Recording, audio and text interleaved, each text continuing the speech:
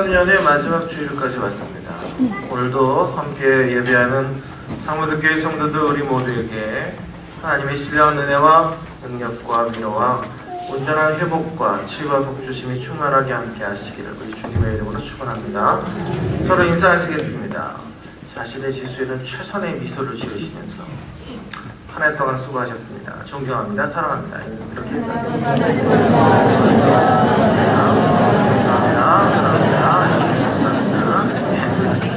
존경하는 얼굴을 다시면서 두 손을 가슴에 하고 다짐하겠습니다.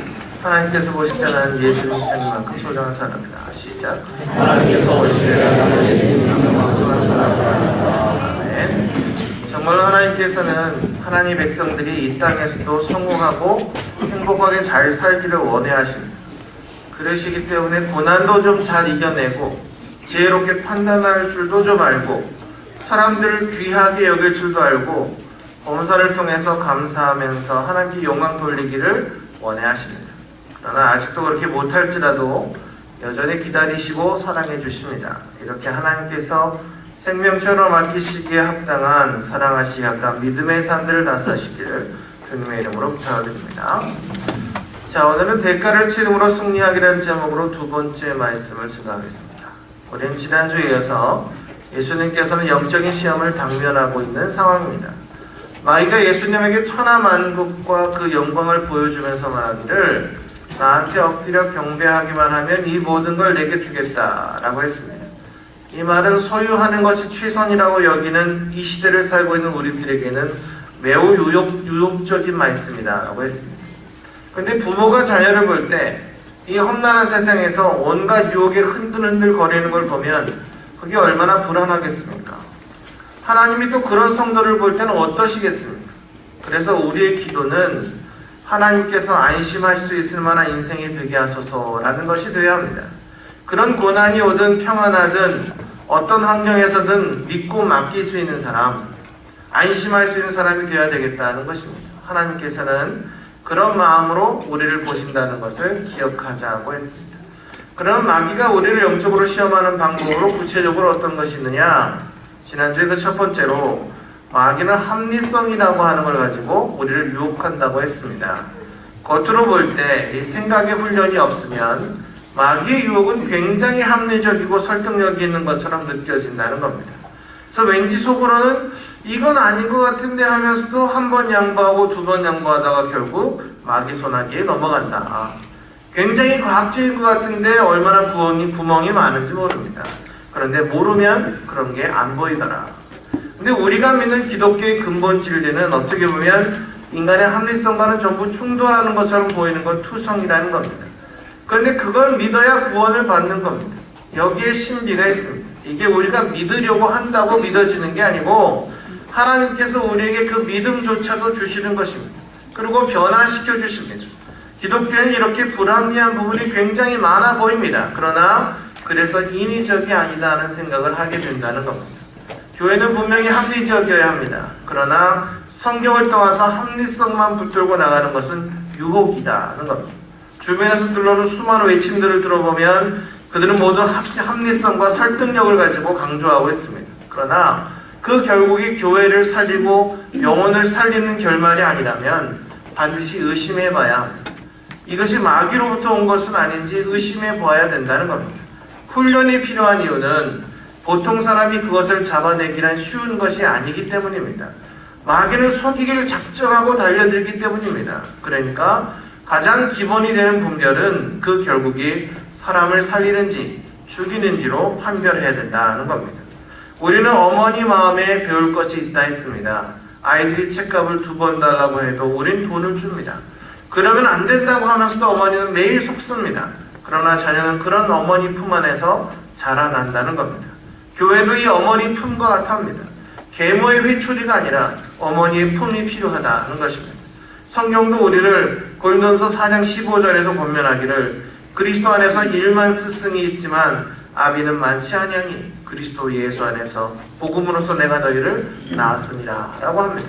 교회는 따뜻함이 있어야 되고 용납이 있어야 되고 포용이 있어야 합니다. 그렇기 때문에 하나님께서 합당한 것인지 아닌지 분별하는 모든 일의 기준은 그게 살리는 방향을 지향하는지 죽이는 방향을 지향하는 지에 있다는 것입니다. 이처럼 마귀는 첫 번째로 합리성으로 사람을 유혹한다. 여기까지가 지난주의 말씀이었습니다. 자, 마귀가 우리를 영적으로 시험하는 두 번째 방법은 대가 없는 지름길로 가라고 속삭이는 것입니다.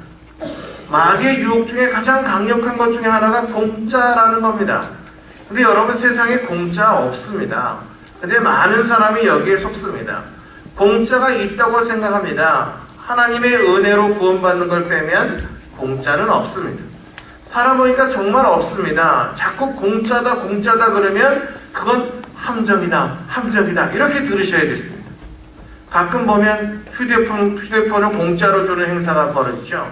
일단 공짜로 주지요. 그렇지만 이게 어떤 계산을 통해서든 다 회수되는 거 여러분 아시죠? 우리가 뭐 홈쇼핑 같은 데서 공짜로 휴대폰 주는 게 가끔 있잖아요. 근데 우리나라의 그 휴대폰 교환 주기가 뭐 10개월에서 14개월 사이가 제일 많대요. 근데 거의 약정이 24에서 36개월이거든요. 그 약정을 깨는 순간 다달이 다시 그 위약으로 인해서 그 휴대폰 값을 다 냅니다. 그러니까 우리 다 내면서 살아요. 근데 공짜가 아니에요. 그걸 휴대폰 공짜로 다 나눠주고 그 유지될 회사가 도대체 어디 있겠습니까? 절대로 없습니다. 근데 여러분, 마귀를 보세요. 보면 4장 8절에서 또 그를 지극히 높은 산으로 데리고 가서 천하만국과 그 영광을 보여가로되 만일 내게 엎드려 경배하면 이 모든 것을 내게 주리라. 지름길로 가라는 겁니다. 하나님께서 우리에게 약속하신 것은 참 어렵사리 받는 것 같은데 마귀는 쉬운 길이 있다는 겁니다. 더 쉽게 돈 벌 수 있다고 그러고 더 쉽게 출세할 수 있다고 하고 더 쉽게 고지에 오를 수 있다고 얘기합니다. 다시 말해서 고난 없는 즐거움을 약속하는 것입니다. 이게 바로 마귀의 유혹입니다. 근데 사랑하는 상무대교회 성도 여러분, 세상에 쉬운 게 있습니까? 이 어려운 시대에도 성장하는 교회들이 있습니다. 그런데 그런 교회에 부흥이 쉬운 것처럼 보입니까? 그건 목회해보지 않은 사람들이 하는 말입니다. 결코 쉽지 않습니다. 수많은 헌신자들이 죽도록 헌신해야 가능한 것입니다. 부자들은 다 사기쳐서 돈 버는 것 같지요? 그렇지만 돈 버는 것도 만만하지 않습니다. 헌신해야 됩니다. 뭐든지 헌신하지 않으면 절대로 얻을 수가 없습니다. 그런데 마귀는 다 쉽다고 속삭이고 있는 것입니다. 여러분, 진리는 대가를 치러야 맞습니다. 고난 없이 대가 없이 되는 건 아무것도 없습니다. 많은 사람들이 여기에 속습니다. 교회도 여기에 많이 속습니다. 일하지 않고 헌신하지 않은 교회는 대개 속을 가능성이 높습니다. 그런 교회 교인들은 무엇인지 말로 다 하려고 합니다. 우리는 흔히 옳은 말을 하는 사람을 옳을 사람이라고 생각을 합니다. 옳은 것을 지지하는 사람들은 옳은 사람일 것이라고 생각하는 겁니다. 근데 여러분, 도둑놈들도 옳은 얘기합니다. 지 자식들한테는 도둑질하면 안 된다고 합니다. 도둑놈들도 정직하라고 얘기합니다. 그래서 많은 사람들이 자기가 옳은 줄 압니다. 근데 여러분, 옳은 게 뭔지 아는 게 중요한 게 아니고 그 옳은 길로 걸어가는 것이 중요한 것입니다. 요즘 청년들을 만나보면 굉장히 박식합니다. 믿음에 대해서도 너무나 잘 알고 있는 것 같습니다. 조그만 자기 인생에 대해 진지해도 책을 많이 읽기 때문에 믿음에서도 읽고 배운 지식이 많아갖고 만약 기도의 중요성에 대해서 한번 논해보라 그러면 막 기가 막히게 말합니다. 그런데 철야기도에 나와서 한 3시간 기도하자 그러면 어디론가 사라집니다. 반면 고참 권사님들, 연세 드신 분들, 그런 분들 글로 표현하려면 잘 못합니다. 논하라? 그 뭔데? 이러고 맙니다. 그런데 항상 기도의 자리를 지킵니다. 저는 그게 중요하다고 생각합니다. 그래서 저는 어떤 사람을 판단해야 될 때 그 사람이 어떻게 살고 있는지에 관심이 있습니다. 무슨 말을 하느냐, 그건 참고사항입니다.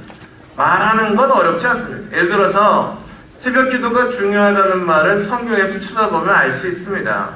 성경이나 신앙서적을 조금만 봐도 하나님께서 새벽에 일하시고 새벽에 특별한 축복이 있고 새벽에 권능이 임한다, 이런 말들이 누구나 할 수 있습니다. 근데 그대로 실천하는지를 지켜보는 겁니다. 사실 말한 대로 걸어가는 일이 쉽지 않습니다. 정직하라, 이 한마디도 말할 때는 쉽습니다. 하지만 정직하게 사는 게 그렇게 만만하지 않습니다. 우리 상무대교회도 이래저래 여러 모임이 있지요. 예배도 여러 번 드립니다.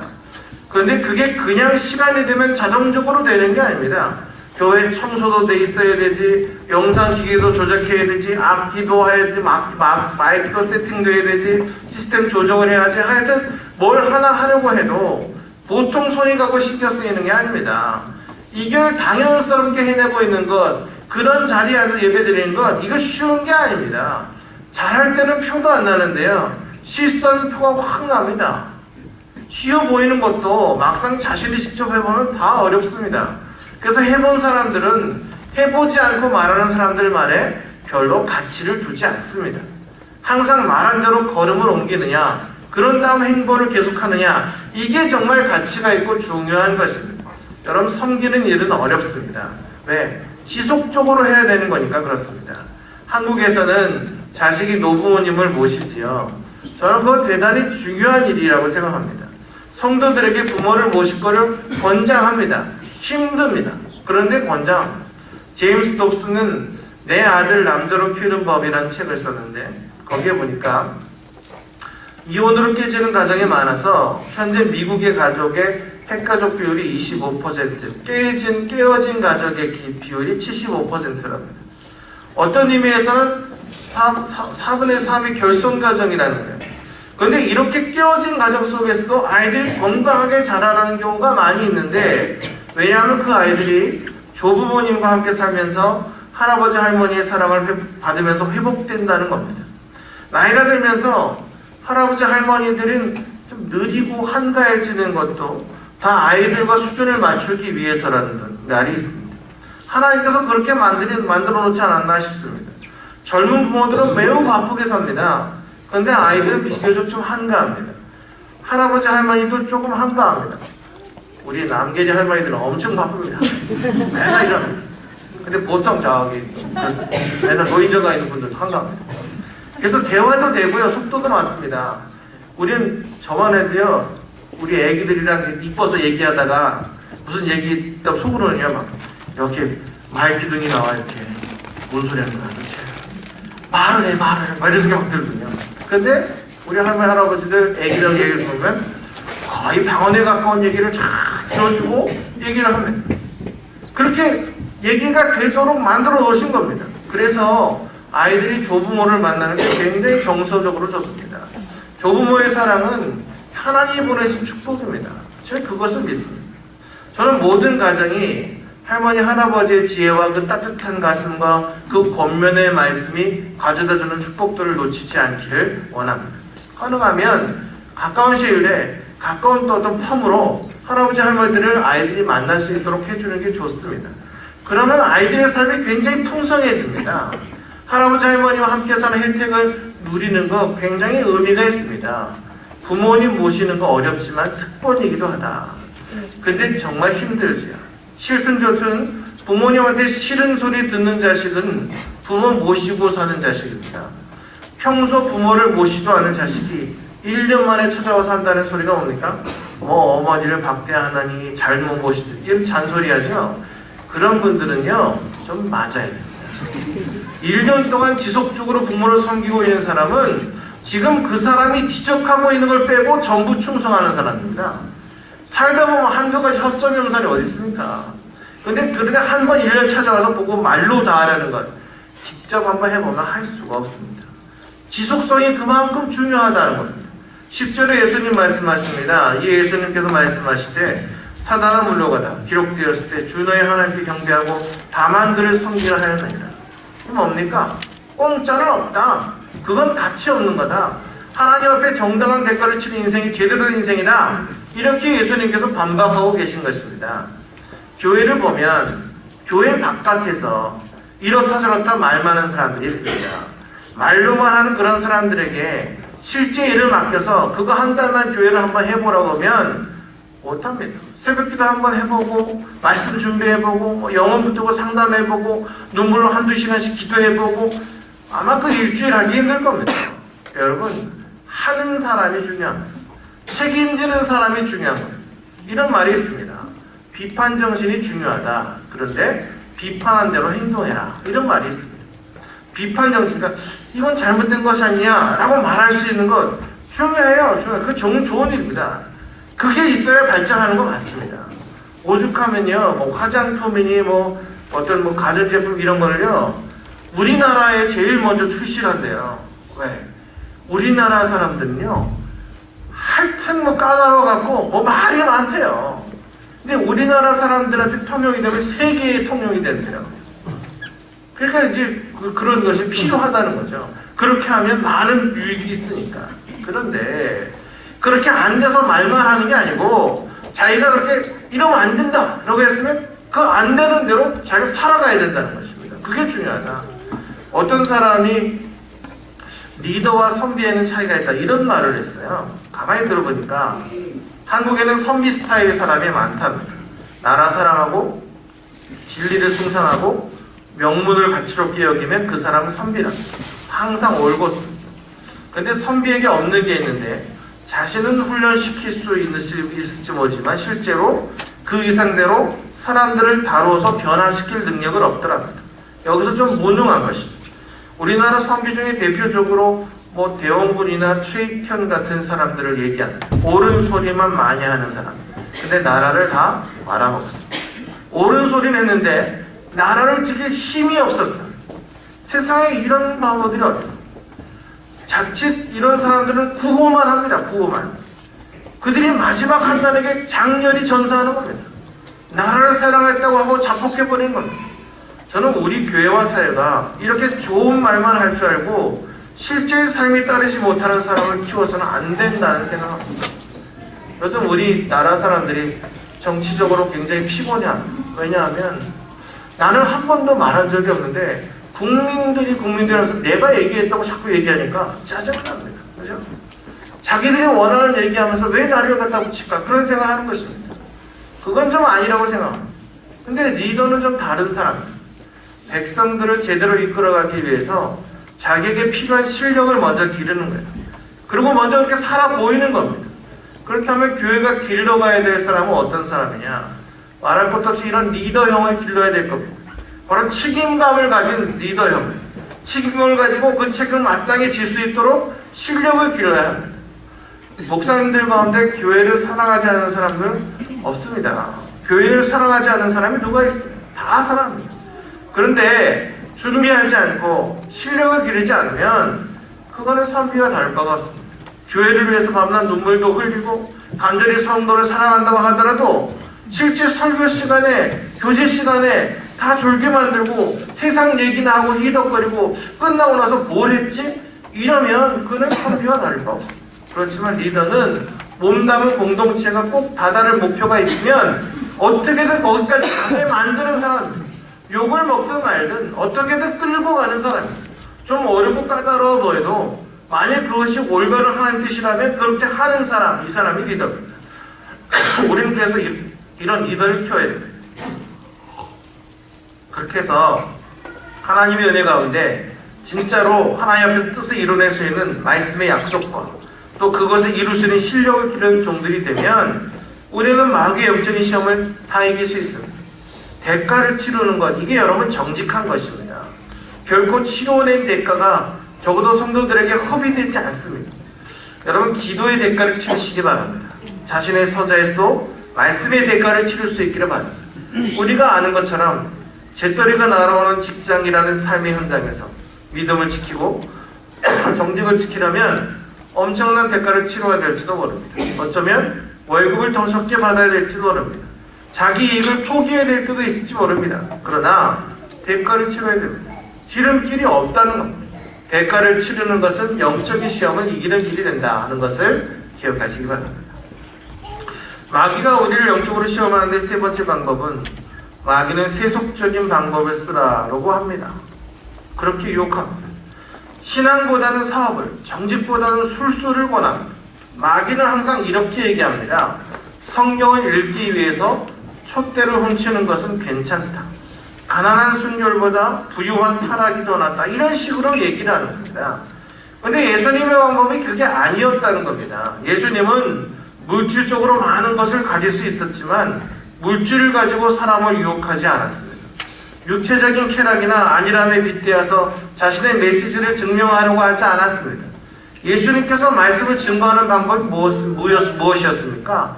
죽음을 통해서였습니다. 사랑과 힘은 반비례합니다. 교회가 쓰는 방법이 뭔지 아십니까? 기다리고 죽는 거죠. 열매를 거두려면 죽는 훈련이 필요합니다. 아는 것보다 훈련이 더 필요합니다. 원리를 아는 건 순간일 뿐입니다. 새벽 기도하라고 우리 성도들에게 그 맞는 메시지를 증거하는 방법도 뭐 1시간이면 다 강의할 수 있습니다. 그만큼 중요하다고 다 얘기할 수 있습니다. 그리고 다 받아 적을 수 있고 외울 수도 있습니다. 근데 그 원리를 메모하고 알았다고 그것으로 끝났다고 생각하면 안 되는 겁니다. 그런 메모 한 줄을 실제로 취득하려면 엄청난 훈련이 필요한 것이죠. 저도 젊었을 때 아주 어린 목회자일 때 새벽 기도하는 게 너무 힘들었습니다. 눈 뜨면 날이 밝은데 새벽 기도를 어떻게 하겠어요? 뭐 너무너무 힘들었는데 이게 오랜 세월 20여 년 이상 하다 보니까 이제는 새벽 기도 알람 소리를 깨서 듣는 시간이 됐습니다. 훈련이 필요하다. 어떤 교회 철야를 가보면요, 기도 제목 하나를 주고 1시간씩 기도합니다. 그러니까 5시간, 그러니까 지금은 철야 기도가 많이 없어졌어요. 심야 기도하고 많은데요. 철야 기도, 시간들이 없으니까 밤에 모여 기도하는 철야 기도를 하면 한 5시간씩 하는데, 이런 교회는요, 기도 제목 5개를 주면 5시간을 기도하는 거예요. 근데 거기서 이렇게 은혜 받은 사람이 자기 교회 가서 같은 방법을 해보려고 하면 안 되는 거예요. 그걸 해보니까 안 되니까, 야, 이건 쇼다. 거짓말이다. 그럼. 근데 그건요, 과정을 모르니까 그런 거예요. 그렇게 되기까지 얼마나 많은 과정과 훈련이 있었겠어요. 그 기도 제목 없는데 엎드려 있는 거 쉽지 않습니다. 기도하지 않으면서 오랜 시간 있는 거 쉽지 않습니다. 그러니까 기도를 그렇게 오래 하려면 보통 사람들이 아닌 거죠. 근데 여러분, 자기가 할 수 있는 모든 말, 모든 단어를 동원해서 처음에 기도하면요, 열심히 기도하고 눈 떠도 5분이 잘 안 지나가요. 내가 아는 단어를 다 썼는데 그래요. 그래서 우리가 책을 좀 많이 봐야 돼요. 시편도 보고 잠언도 보고 또 신약서 봐야 이렇게 쓸 수 있는 단어가 좀 많아져요. 그리고 말을 너무 어렵게 하려니까, 좋은 말 쓰려니까 찾기가 힘들어요. 그냥 친구들하고 얘기를 할 때 뭐 3시간, 4시간 쉽게 하잖아요. 하나님도 그렇게 하는 거예요. 법이 없어요, 법이. 이렇게 주시옵소서 하나이다. 그거 어렵잖아요. 주님 왜 그래요? 이거 좀 해줘요. 괜찮다니까요. 나중에 하다 보면 다 성장하고 바뀌니까 그렇게 하면 돼요. 그런 과정을 다 거치고 나니까 하나님과 얘기하다 보니까 1시간 지났네. 이런 거죠. 제가 가끔 얘기하잖아요. 금식 기도는요, 시간 보면서 내가 죽어도 1시까지는 밥을 안 먹어야 금식 기도가 되지. 시계 보면서 배고는, 이건 금식 기도가 아니고요. 기도하다가 보니까 때가 걸렸어. 이게 금식 기도예요. 철야 기도도요, 기도하다 눈 뜨니까 아침이야. 이게 철야예요. 시계 보면서 뭐 이렇게 하는 게 아니라니까요. 그냥 기도하는 거죠. 그렇게 하는 거예요. 그런데 그게 엄청난 훈련이 필요하더라. 그래서 제가 권사님들은요, 기본적으로 존경하고요. 교회 오래 다닌, 직분을 안 받아서 그렇지, 오래 연류 있는 집사님들 제가 존경해요. 왜냐하면 이분들은 기본으로 앉아서 기도하는 기본이 되어 있어요. 기도하고 하는 일이 있어서 어려워하지 않아요. 제가 저희 3.1교회, 31사단 교회 담임할 때, 교회 어려운 일이 있으면 권사님들한테, 권사님들 뭐 하세요? 담요 갖고 교회 나오셔야죠. 이럽니다. 이분들은 교회에서 기도하다가 늦으면 교회에서 자고, 이렇게 하면서 목사가 준 기도 제목을 위해서 계속 기도하는 거예요. 제가 그 덕을 많이 봤어요. 자, 그런 분들 존경하지 않을 수 없습니다. 자, 이렇게 훈련이 됐으면요, 이제는요, 이렇게 이종표만 꽂으면 돼요. 왜냐면 훈련이 됐으면 가면 되는 거예요. 그러니까 중간중간 포인트만 딱 찍어주고 어디까지 가고 이렇게 가면 되는 거예요. 그 장소가 어딘지만 알면 이제 갈 수 있다는 거죠. 왜? 훈련이 됐으니까. 여러분, 교회가 마찬가지예요. 하나님께서 우리 길을 이끌어 가실 때도 정답까지 쭉 한 길로 가게 만들지 않았어요. 믿음이 성장하는 이정표를 몇 개 주세요. A라는 이정표, B자는 이정표, C라는 이정표를 주거든요. 목적지 중간중간에 모든 수고를 하고서라도 A라는 이정표까지 왔어요. 그러면 거기까지 제대로 온 거예요. 그 다음에 B라는 이종표가 있으면 거기까지 또 제대로 간 거예요. 교회는 매 순간 어떻게 살아야 될지 이렇게 매뉴얼을 주는 것을 문제를 주는 게 아니에요. 중간중간 점검할 수 있는 이종표만 주고 어떻게든 가는 거예요. 가는 거. 자기의 믿음을 다 동원해서 가는 거예요. 그리고 어디까지 왔는지 알려주면 나만 자유인 거죠. 교회도 이렇게 교인들을 이런 방향으로 이끌어가야 합니다. 이종표를 제시해 주는 거죠. 구체적인 명령을 따라서 이동할 수 있지만 여러분 회사에서도 갈 수 있는 거 아니에요? 어디까지 모이십시오. 그럼 알아서 가면 되잖아요. 저희가 한 달 내내 열심히 기도하기가 어려운 분들을 위해서 매달 특별 새벽 기도를 한 주일씩 하잖아요. 제가 여러분에게 편의를 도모해 드리는 거예요. 그러니까 한 달 작심을 하고 1월 1일부터 나왔는데 한 3일째 한 번 빠지면 마음이 낭망되면서 막 빠질 수 있거든요. 그러니까 그렇게 하지 말고 그냥 다른 때는 띄엄띄엄 나오더라도 특별 새벽 기도할 때는 그 주간에 확 몰려서 함께 열심히 기도하고 그리고 이제 또 다음에 또 열심히 기도하다 그 기도에 그쳐갖고 열심히 하다가 또 다음에 또 열심히 이렇게 하자는 거죠. 그런데요, 마귀는요 이런 훈련에 대해서 그렇게 의미 있게 생각하지 않아요. 원리만 있으면 된다 이런 생각을 해요. 그걸 하기 위해서는 세속적인 방법을 쏟아낸다. 꽁 잡는 게 매다 뭐 이런 식으로 가는 거예요. 그런데 옳지 않습니다. 결국 영적으로 타락하기 쉬운 이유가 바로 여기 있습니다. 세상이 던져주는 메시지는요 너무 매력적이에요. 근데 그것을 물리쳐야 여러분 승리합니다. 끝까지 하나님 방법을 붙들 수 있는 거룩한 믿음의 백성들이 다 되시길 바랍니다. 지금까지 하나님의 전신갑주로 무장된 백성이 이 땅에서 마귀의 육체적인 시험, 정신적인 시험, 영적인 시험을 이길 수 있는 것이 무엇인가를 오랜 시간 동안에 여러분과 이야기를 했습니다. 이게 원리거든요. 원리를 배웠습니다. 훈련을 통해서 이 원리가 삶 속에서 그대로 체득되는 은혜가 여러분 모두에게 있기를 축원합니다. 여러분 그렇게 산다는 건 쉽지 않습니다. 정말 피곤한 인생이죠. 하나님의 은혜가 없이는 도저히 이길 수가 없는 게 우리들입니다. 우리 심령은요 비가 내리지 않아서 먼지가 달리는 사막같이 되기가 쉽습니다. 하나님의 은혜의 강수가 교회와 가정과 각 심령에 임해야 하는 것입니다. 예수님을 사랑하고 하나님을 사랑하는 마음에서부터 오는 우리의 모든 사역이 거기서부터 시작되고 우리의 모든 믿음이 거기서부터 출발을 해야 합니다. 예수님을 사랑하고 하나님을 사랑하는 마음이 평생을 사명을 붙드는 출발점이 되어야 합니다. 사랑 없이 일하는 모든 것들은 사실 바람을 잡는 것 같은 헛된 것입니다. 이와 같이 세상에서 들려오는 큰 음성에 흔들리는 것이 아니라 하나님의 세미한 음성을 듣고 거기에서 우리의 삶의 단서를 찾아내서 우리 사에게 많은 열매를 맺어가면서 평생을 주님과 즐겁고 행복하게 살아가는 상무들께 모든 성도들 되시기를 주님의 이름으로 축원합니다. 기도하겠습니다. 그럼 1분 동안 기도합시다. 하나님께서 우리에게 정말 우리 인생에 가치 있는 대가를 치르는 말미암아 존귀한 인생까지 성장하기를 우리에게 권면하고 있습니다. 이 주님의 음성에 우리가 응답해서 주님 그렇게 살겠다고 능력 있게 살겠다고 세상에서 무시당하지 않은 인생을 살아가겠다고 하나님의 결단하고 능력 주시기를 기도하고 있습니다. 기도합시다. 주님 감사합니다.